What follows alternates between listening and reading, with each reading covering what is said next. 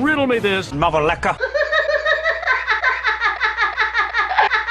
Here's a fun problem that was emailed to me.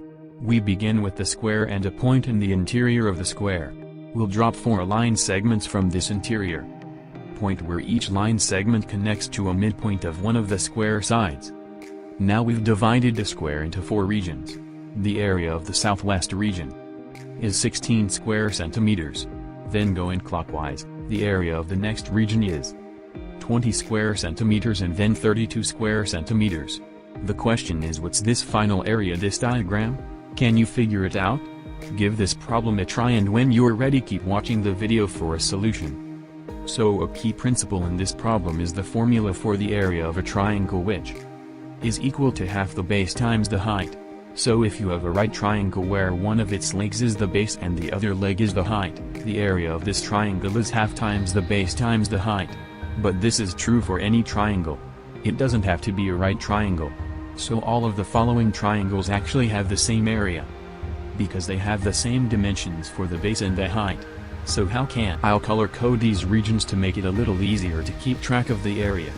Now focus on just these 2 triangles which are along the bottom side of the square, triangles with the same base which is half of the square side and the same height which is the distance from the square side to the interior point will have the same area because they have the same dimensions for base and height. So these 2 triangles will have the same area, and I'll label the area as A.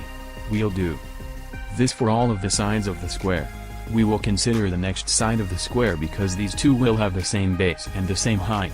These 2 triangles will have the same area, and I'll label this area by the variable B. We will do the same thing for this side of the square. These 2 triangles will have the same area, and I'll denote it by the letter C. Now we continue to the 4th side of the square, and these 2 triangles will have the same area, and I'll denote this area by the letter D. Now how can we solve for the unknown area? Well, let's take these variables with the given information. A plus B is equal to 16, B plus C is equal to 20, and C plus D is equal to 32, and we want to solve for A plus D. How can we do that? Well, notice that the quantity A plus B plus the quantity C plus D is equal to the quantity B plus C, plus the quantity A plus D. In other words, the sum of opposite areas are equal. So we know 3 of these areas. So we have 16 plus 32 is equal to 20 plus the unknown area of A plus D. We then solved that A plus D is equal 16 plus 32 minus 20, which is equal to 28, and that's the answer. Did you figure out this square problem?